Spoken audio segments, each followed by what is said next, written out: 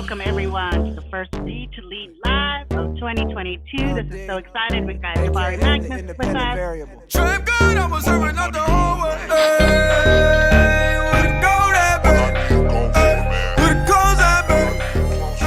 Where the dough at, baby? Okay, I think we're going to go ahead and get started soon.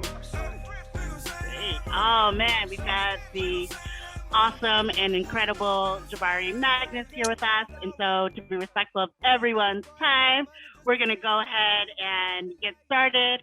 As you know, I'm Kumara Thompson. I'm your host of Read to Lead Live. This is our first one for 2022.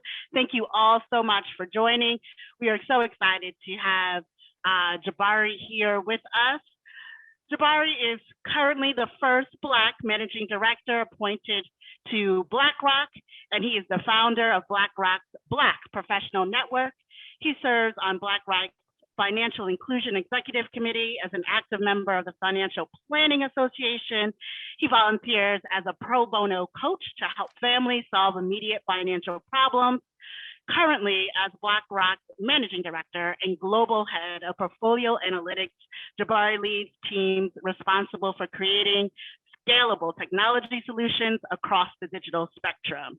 Jabari started his career in quant research at Salomon Brothers and Citigroup. He earned a bachelor's with honors in mathematics and a master's in operations research and industrial engineering from Cornell University, and is a chartered financial analyst and a certified financial planner. Jabari, thank you so much for joining us. Thank you for having me. Okay. I really appreciate the time here. I don't take enough time to think about my bio, so I appreciate you running that down. But if I had to narrow that in for our fifth and ninth graders here, I would say hopefully you're drawing a couple things from it. One is that education has been at the center of what I do and everything that I've become, that I have taken every opportunity to work harder than those around me, but more so not comparing myself, but more so just with my own self-motivation, in that I really enjoy every opportunity that I have to spend time and give back to the community. Jabari, I love that, and especially when you talk about self-motivation. So before I dive deep into what you mean by self-motivation, because I really want us to think about that for a second and really help our listeners out there think about how they can find the ability to motivate themselves.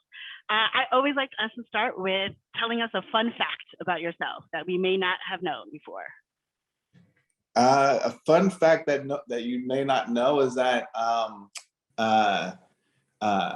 I have a couple. Is that I get teased a lot. Or I used to get teased a lot for being a McDonald's Black History Maker of Tomorrow, an award I got when I was in high school. I'm not sure if it still exists anymore, but it was pretty great. They gave us stock, and I held on to that stock over the years. I was able to get scholarships. Right, I'd have to use the stock that they gave us in lieu of scholarship back then.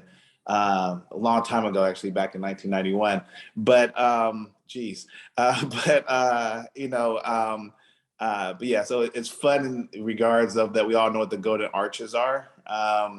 It was fun that I was celebrated. I was actually on Teen Summit, which people may not that's not on BET. I remember Teen Summit. Yeah, you may know Teen Summit.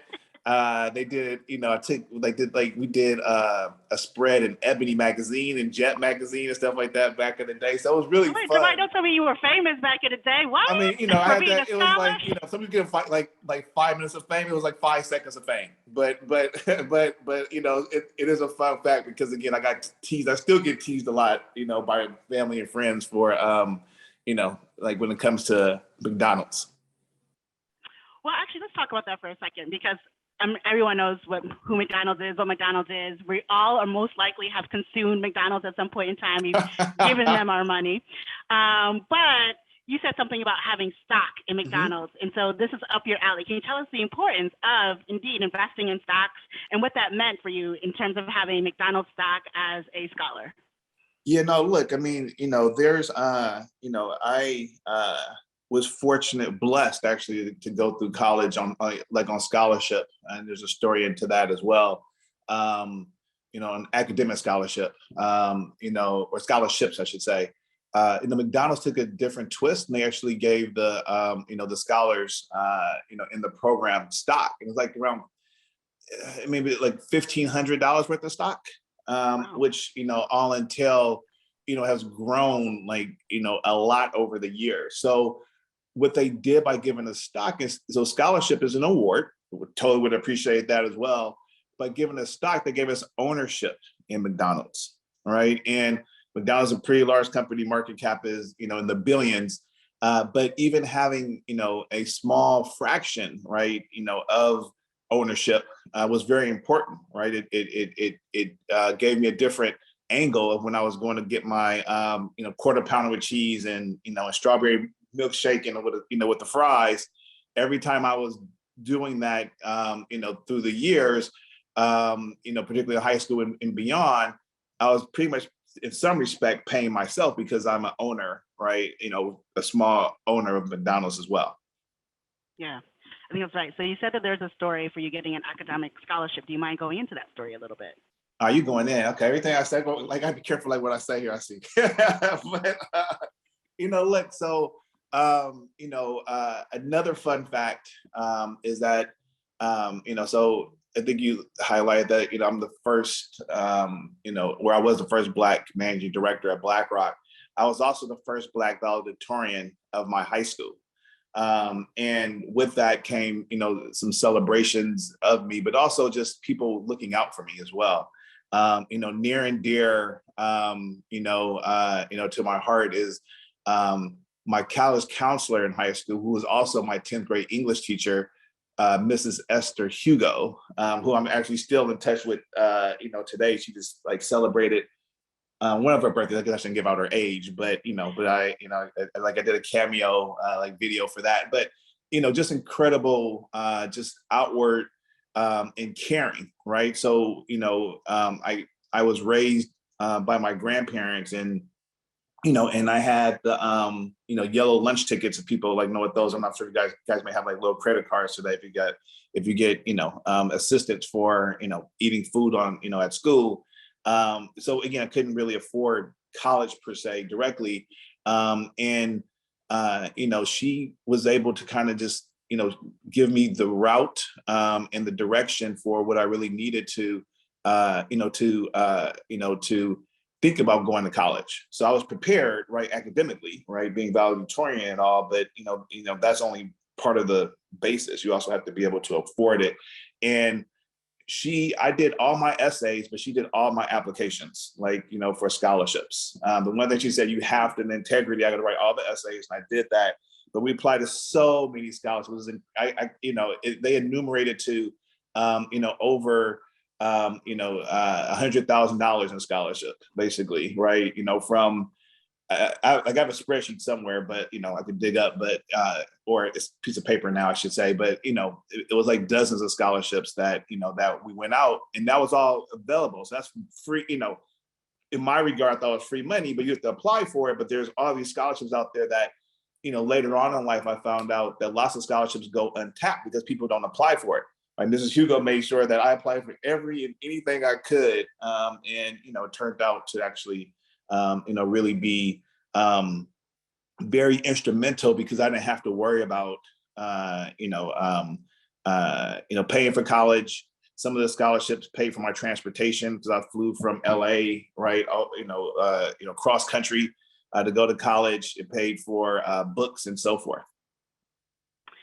I love that. I'm just going to highlight, I mean, I know most of you all are in middle school, but when you're in high school, go ahead and apply for those scholarships. It is so important and imperative that you, if you are interested in going to college, that you try to minimize the financial risk and resources that you need. And so go ahead, please, please, please research those scholarships.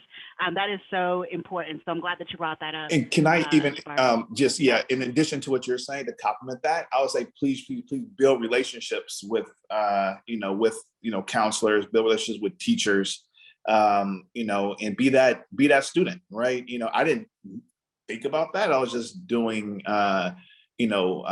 just doing my best. Really, a big part of my motivation, again, is self-motivated, but at the time I really, keyed in with, I didn't want to disappoint my grandmother, right? So it was always that, that was always kind of like back of my head, and she would always say, well, I'm not going to be there to benefit. I'm like, I didn't have that concept that she wouldn't, that she wouldn't live forever. But, she would, definitely emphasize that, she was trying to channel, my appreciation of her and not wanting to disappoint her right into self-motivation. But all that said is build relationships with college counselors, build relationships with your teachers, stay after class, ask questions, sit in the front row if you can. It's a short period of time. It seems long, and I get that. I have a fifth grader and an eighth grader myself right now, and and just sitting by their side, it is it's all encompassing school, but again, it's a short period of time, and and it's really important, if you are motivated, to take advantage, right, of everything you could get from that education. So you've mentioned self-motivation multiple times, so I'm going to assume that this is a huge value of yours. How do our students find self-motivation? What if they feel like, man, I don't have that? What can I do to sort of build that skill within myself? Yeah, no, I appreciate that. And I would, is that, I gave an example of how you can build it, right? Find something that's external. There's lots of times I still do this today. Like, there's things that motivate me that are beyond myself, that allow me to prioritize, basically. Because sometimes it's challenging for any of us, adults, middle schoolers, teachers.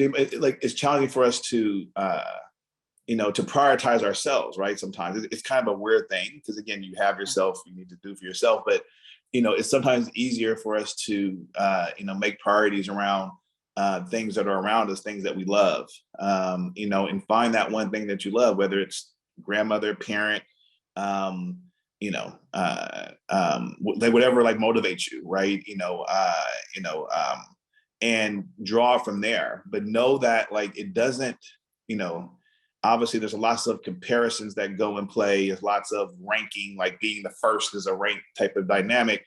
Like all that, comes with the, with just, the society and things around us we live in. But I would always encourage, in how I looked at things, is that I'm looking to outperform myself, right? And looking to really, focus in on outperforming the teachers and those expectations, not necessarily peers around us. Now you can have consideration for your peers, bring them along and so forth. But when I was in middle school and in high school, I remember people asking me how I did on my test on a regular basis, my, other students, my peers, my friends. And I think, what the answer is, it was mostly A's, but not all the time, but, but mostly A's. But I wasn't as interested in asking what theirs was, because it wasn't my motivation. It wasn't something that I was, looking to build on. But you may need that. Some people have a competitive spirit. They want to do it from that perspective as well. But find out what your it is and hone in on that it. And it could be one thing, right? My one thing, when I look back and I know, and I said it all the time, it was that I didn't want to disappoint my grandmother. That was my one thing, right? Or I could say it a different way. I love my grandmother so much that I want her to be proud of me. But find your one thing and, and stick with it. Okay, find your one thing and stick with it. If you know what your one thing is, pop it in the chat. We would love to hear from you. Yeah, I want to see some of those one things. Yeah, for sure. I'm gonna borrow one now. I love that, Jabari. So there are some questions from some of our audience members. So what was your major in college? I majored in, I did a dual degree. And you gotta do all these like just crazy things. I don't know how, again, like I just find these passions. So I started out as a, so I have a math degree and I have a master's of engineering. And I was doing it I did all that in 4 years as well. Like I do all these like just things that just pop out. I didn't plan on doing that, obviously going to college. I had no idea that was a thing. So I ended up graduating, I had both my bachelor's graduation, my master's graduation, like at the same time, which is good because my family like probably wouldn't afford it to come back again to like the second graduation, but we did it all in one day. But it was really cool. And when I look back, what I was keying in on, the subject matter was something that is important actually because it's defining because you spend your time, I spend my time thinking about math theories and how to apply that. But what I was really looking for, is that I love solving problems, right? And I love, and what math really teaches you is it's a disciplined way of breaking down problems. You have these like scholars way back in the day, you're studying like these theorems, but you have no idea what it is. So I had no idea when I was in middle school either. I didn't even have an idea in high school, to be frank about it. But what you're doing is understanding how people have gone through and everything in like math is all around us, and there's people, these like just brilliant people who have gone through and taken the time out to quantify what those things are, right? And and as a math major, you get the opportunity to study what they have found, and the basis of it is for you to be able to actually take that and extrapolate that into other solutions and problems going forward, if you so choose. So we know what your majors were in college, in which you got your master's in. But in middle school, did you have an idea of what you wanted to be when you grew up? I didn't know what I did. No, like I wanted to. I wanted to be on the playground. That's what I wanted to be. Like so.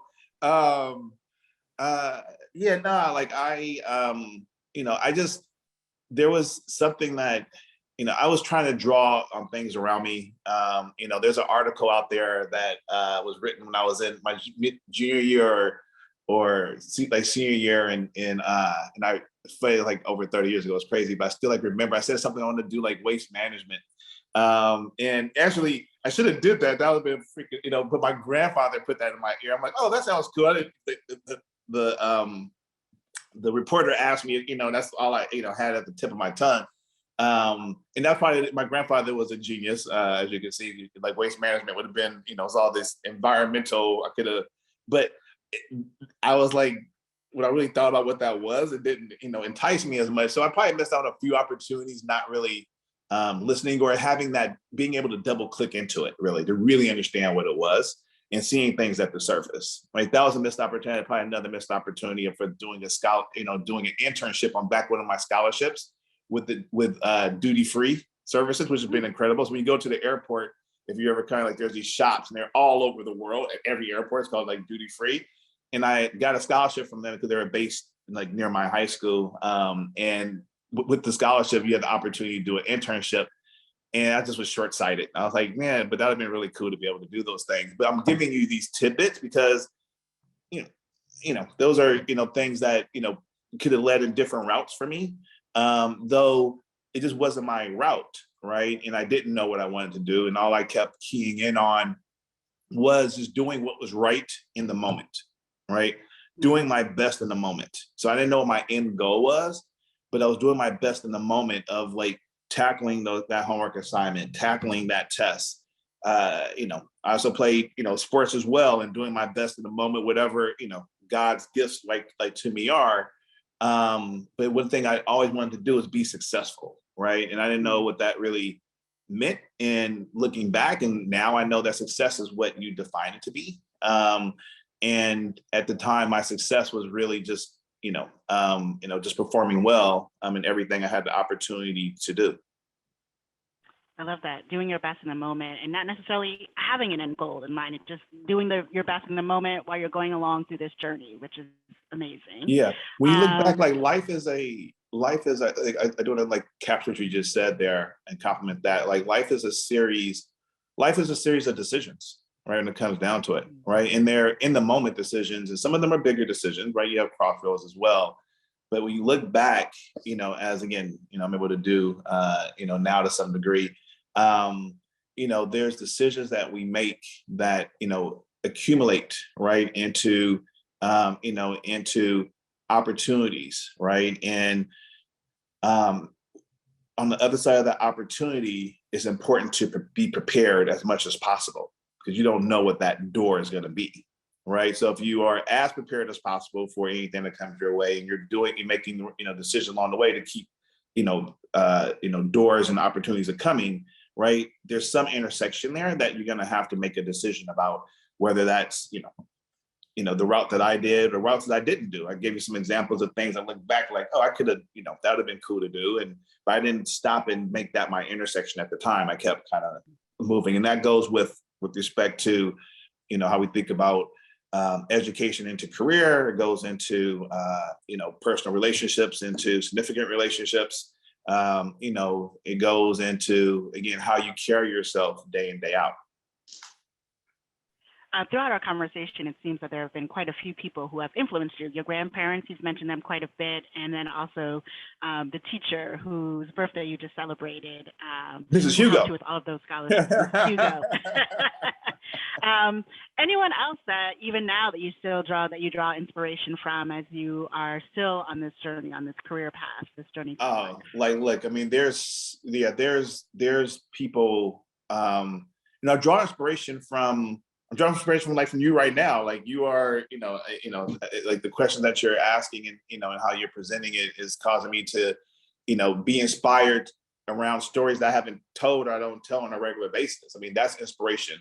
Like to answer the question in a more, like the traditional sense of it, like, look, there's, I'm inspired, by, I'm inspired by, those who, who are becoming them like their full selves or doing what they need. You look at the news, like I'm inspired by, what you're seeing, with some of the people with, in both in Russia and the Ukraine right now. Right. You look at, the people who are protesting in Russia. I mean, that's inspiring. Like, it's what, I'm inspired by just so many things that happen around us. But in terms of people who are very close to me in my life, my family inspires me, my kids inspire me on a day-to-day basis, to be the best version of myself. I'm inspired by, the people at work. I'm inspired to do things more so for our clients as well. I would tell you right before this call, I was just speaking with our chief marketing officer, Frank Cooper, who actually is now becoming our former chief marketing officer. But, he's an inspiration and, he's, been knowing him for the past 5 years or so, but just, there's, ends up being, when I really think about it, and, and again, you're inspiring me to kind of go further in my thought process here and double click into it. I'm inspired by people who, who are, encouraging me either directly, like my grandmother and Mrs. Hugo and my family, or indirectly, right, to be a better version of myself. I love that. So who inspires you all to be better versions of yourselves, right? So just think about that. Sit with that a little bit, Moma. You don't have to put anything in the chat, but just think about that internally for yourself. Like, who inspires you to be the best version of yourself? I love that. So obviously, as you know, Jabari, we are a reading program. So I would love to just talk a little bit about how reading influences the work that you do. And if you have any authors that you are currently reading or that you love to read, books that you recommend. It doesn't have to be anything in depth, but just, a book or two. I should be prepared for that. I'm going to just flip the camera around and see my bookshelf, because I do have a bookshelf, and I have one in my office as well, which is crazy. And I can't say I have read every book cover to cover, but I will say that, that I'm inspired by the nuggets I get from, from authors, basically, right? It's, I think that we can learn something from everybody we come across. Authors have a very special, place in our world where they've taken the time to actually put their thoughts on paper, right? For us to, learn from and go back to, on a regular basis.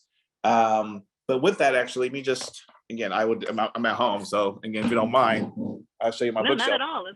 Look, there's, there's books down here. So this is my bookshelf from afar. Let's kind of see that, right? And I got books down here, right? From, this is kind of like my books that are mostly about like can you see that or no? I see like the shelf. If you go down a little bit, there you now go. I can see titles. Yeah, right. So these are books that are, very much, again, like Bill Gates' climate, things that are more like inspiring to some degree. Actually, I got this for my birthday last year. Is a book that my sister got me. It's an old book. It's like it's like one of the last ones from the West Indies, from like the, like 1930s or something like that. But it's just great. I over here, she loves also buying me coffee books. So you flip through these, but you can see what I'm about, like hip hop, Pharrell, Tupac is there as well. And then up here, actually, my best friend actually wrote a book. So talking about special places of life, like Marcellus, Wiley, this is a really good book. And I featured in it too, so you can check out if you want to know more about me. He references, our childhood here. So Marcellus Wiley never shut up. But in addition to that, Malcolm X is here, the master algorithm, right? Going back to that math root. Obviously, you got to have like Michelle Obama, without a doubt. And Malcolm Gladwell, probably one of the best authors of all time. If you want to kind of put that out there, I'm not gonna give like shade to my best friend, but Malcolm's a little bit better as well. And then my son actually wrote this right here, and it's on my bookshelf, if you can see that. The Breakup. Oh man, that's great. Right? I love that. How old was he when he wrote that? He wrote that this year in 5th grade. And, and it's something that's very, it's part of our life story as well. And he wrote it and he read it in front of his class. And it's about, the breakup of him and his mother, like my ex-wife, right? And it's just like, but he was able to figure out how to capture that. And it's something powerful about that. As I just highlighted, authors hold a very special place in our worlds because they are able to kind of take what they're seeing, what they're feeling, or what they're experiencing, and put it in context, right? So that we could all, learn a bit more, right, from their eyes lens. I love that we ended on your son's book, because that's obviously such self-motivation. That was something that was important to him, that he wanted to get out into the world, and showed like really great leadership skills and ability. And I would love for you to talk a little bit about, especially he's the same age as many of our students across the country. How do our students find their own inner leader, their own inner voice? It's I think a big part of it, the first step in finding that inner voice is to listen to it. Right? The first thing is to pay attention to it. And I know it's really challenging today because, again, like I said, I have 2 sons, and like just to sit still sometimes, like it's challenging because, again, you have you guys before, like if I wanted to watch my favorite TV show, Different Strokes growing up, I had to wait until whatever, like 6:30, right? You got that one clip, and if you don't catch it at 6:30, you may be there at 6:40. You're only getting 20 minutes worth. Like now, you guys can capture that at any time that you want, and there's a draw there. There's so much things that are around you, But the first thing I did, right, so I could be present here, was that I put all my devices away, right, and you have to be in why I answer the question from that perspective is that we have to put things away so that we could listen and be present. So you have to be present for yourself, is the main thing, right? You know, like is the point of that. If you can be present for yourself, then you know, there's one of my favorite books is that my grandmother actually got me to. She got me and like my best friend as we came out of college. You know, and there's a series called Conversations with God. You know, and you know, it's one of those books that, you know, it's a series, a 3-part series, but you know, I've read it and probably due to read it again, but every time I read it, you get something else from it, because it's really the conversations with God, the framing of his God is within us. You know,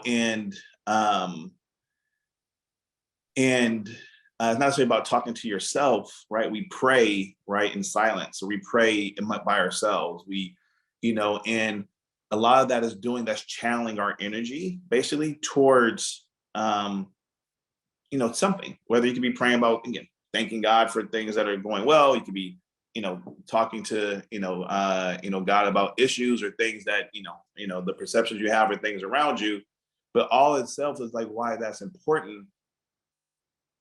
Similar to things around you know, like meditation or things that literally kind of keep us in a quiet space so that we can really listen to our thoughts and what's really on top of our minds. And then you understand what's on top of your minds, then it's, you know, and it's really trying to figure out how do you mirror your Trinity, right? You know, your mind, your soul, right? And your body, right? Mind's where you think, and soul's where you feel, and your body, how you take action on things. Whether that's writing or whether that's something that we go back to what's inspiring you to do things, but keeping that all centered all starts with, you know, when I started out here, listening to yourself. I love that. Finding your inner voice, listening to yourself. And I think there's something about trusting your inner monologue to a degree, right? So that's super, super amazing. So we're getting such great nuggets, like that. I'm hoping that all the students that you guys are picking things apart, you're gonna, after we're done here or after you're done with school, you can take a moment of silence. I know it's gonna be difficult, but turn off your devices and really listen and have a conversation with yourself. I think that is so important. Now, you talked about the Trinity, and one of those things is taking action. And I was curious a little bit about you being the founder of BlackRock's Black Professional Network. What made you decide to start that initiative, and why is it important for you both professionally and personally? And I'm assuming it's important personally, but so. Yeah, no, look, I mean, there's a couple of things. I mean, one, again, it was co-founding. It was me and, you know, and a few leaders that were, so I'm one of the founders, you know, give homage to, you know, those around me who also, you know, were, you know, part of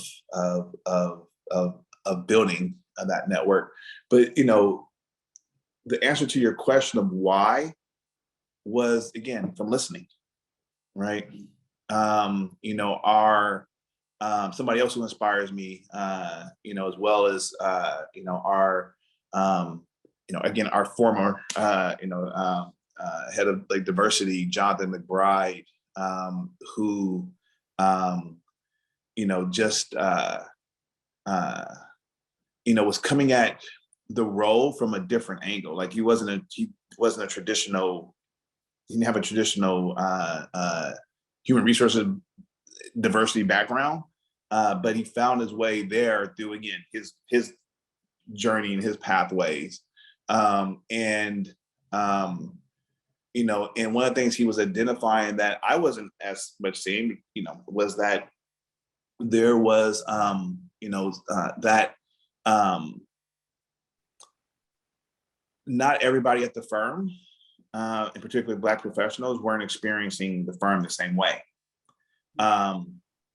And he identified that early on, right? You know, through conversations, through his role, through, you know, and he tapped me to bring me along with that journey because, again, he was newer to the firm. And I've been at the firm now, this is my 20th year, which is just crazy. But then, you know, it was, I don't know, somewhere around over a dozen years. So I had more, you know, familiarity, you know, and connections, if you will, right, you know, through the firm. And we embarked on the journey, and, you know, initiated that together. But he really had me sit with him, and it was his job. It's not my job. He had me, he invited me to actually sit with them. Then we ended up inviting other leaders as well to sit in, these open discussions with Black professionals, right, with our colleagues that are around us. And some of the things that we were hearing was just, it was heart-wrenching to some of it, right? Some of it was, one is that one big takeaway was that there wasn't enough spaces to actually share like what we were doing in those moments, right? These were just impromptu, we put it on the calendar and people came, at will, and just opened up the conversation. So one is that we want to capture more, more voices basically directly. Two is that in capturing those voices, there was something about their shared experiences that needed to be summarized, if you will, right? Or they need to be honed in on, they need to be shared broadly. Each of us is individuals, so we all are different, right? Not all Black people are the same. Anybody's the same. Anybody in the same family I grew up, like everybody, is unique, but there's, commonality that we could, tap into, and kind of figuring out how we get that collective voice was really important to, what we thought the network would be for. And then, also to take all that to the firm and then go about and take the action of it is, it's around professional development. Like, we're here at the firm to, again, be our best version of ourselves for clients and do the best that we can for clients. We know that we're a fiduciary at BlackRock, which is incredible. Being a fiduciary means that, it's not about, we're not investing on our behalf, we're investing on our clients' behalf. So again, going back to what I said earlier of having that centerpiece of inspiration be something outside of you, it's easy for us to make decisions. I'm not making it for myself, for my own, I'm making it, the things we're doing on behalf of clients. And the decision here with the Black Professional Network is similar. Like, this was best for the clients. Basically, we had to, if we have, if there's people at the firm, particularly at this collective, that aren't able to be the best selves and aren't able to bring their full selves to work, are more so thinking about things sideways as opposed to direct, that's taken away from, the clients and the shareholders, right? So it was a business reason behind it, right? When it really came down to it, and the firm got immediately behind it. It wasn't something that was, the firm, again, like, that was the easiest part, but the more difficult part, it was figuring out how to like get out of our day-to-day and do something, right, to bring that together, right? And the one thing I said in one of our leadership summits is that, the firm doesn't have a problem with diversity, right? The problem is the firm doesn't know what to do about diversity, right? So we have to have a collective voice. We can sit back and let the quote unquote firm figure it out. We can do that. That's an option, right? Or you could go about and figure out how to get a collective voice so that we can start to actually, put an ask, guide, be a bigger sounding board, right, for the firm as well, so that the firm could be a better version of itself. I can't believe we are almost out of time. Yeah, that's I crazy. have a million and one more questions, and so does everyone else. We just so getting hopefully going. at some point in time, I know we are just getting started. We're like, we What can does your really shirt go say? and Be have the a great boss? fire, man. Huh? Say that again. What does your shirt say? Be the boss? Oh, it says be the boss for Read to Lead. We empower students to be the boss. So Yeah, I love that. So my shirt says, I know my rights. I saw that when you were giving us a tour. I was like, okay, I love that. I'm totally into the t-shirt slogans nowadays. So you'll always catch me with a t-shirt and the slogan on. But before we go, we always ask all of our guests to tell us what you would have told, or what would you tell your 10-year-old self?